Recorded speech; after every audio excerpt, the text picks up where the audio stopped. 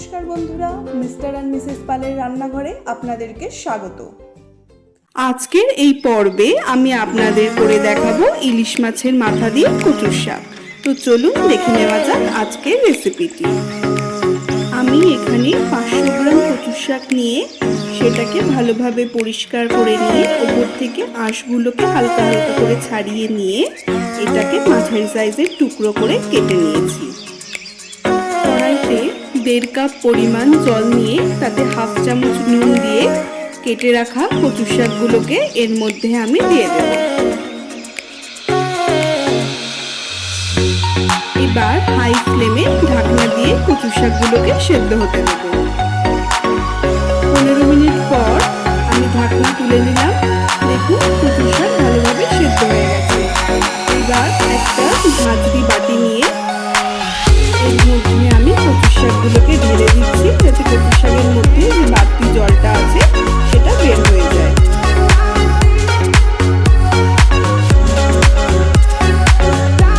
বাড়তি জলটা বের হয়ে গেছে। এবার আমি রান্নাটা শুরু করব। এখানে একটা ইলিশ মাছের মাথাকে আমি নুন হলুদ মাখিয়ে রেখে দিয়েছি। কড়াইতে 3 টেবিল চামচ সরষের তেল গরম করে এর মধ্যে ইলিশ মাছের মাথাটা দিয়ে ভালোভাবে ভেজে নেব।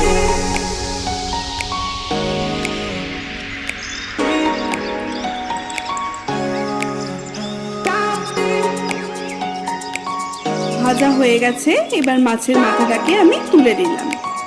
কড়াইতে হাফ চামচ 5 ফোড়ন এবং একটা শুকনো লঙ্কা আমি ফোড়ন দিয়ে দিলাম। ফোড়ন ভাজা হয়ে গেলে এর মধ্যে আমি সেদ্ধ করে রাখা কচুর শাকটা দিয়ে কচুর শাকটাকে ভালোভাবে নেড়ে নেব।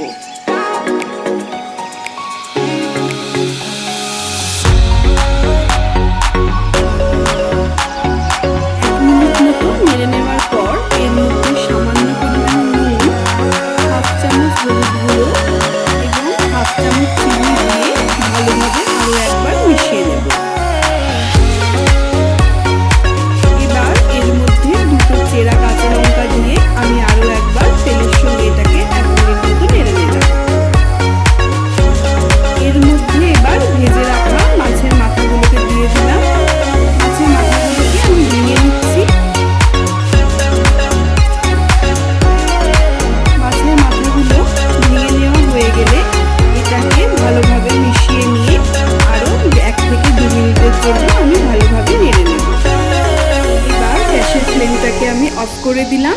দেখুন ইলিশ মাছের মাথা দিয়ে কচুর শাক আমাদের রেডি। আজকের এই রেসিপিটি আপনাদের কেমন লাগলো অবশ্যই আমাকে কমেন্টস করে জানাবেন। আর রেসিপিটি ভালো লেগে থাকলে অবশ্যই লাইক এবং শেয়ার করবেন। আর আমার চ্যানেলের আজকে নতুন বন্ধু হয়ে থাকলে চ্যানেলটিকে অবশ্যই সাবস্ক্রাইব করবেন। Thank you.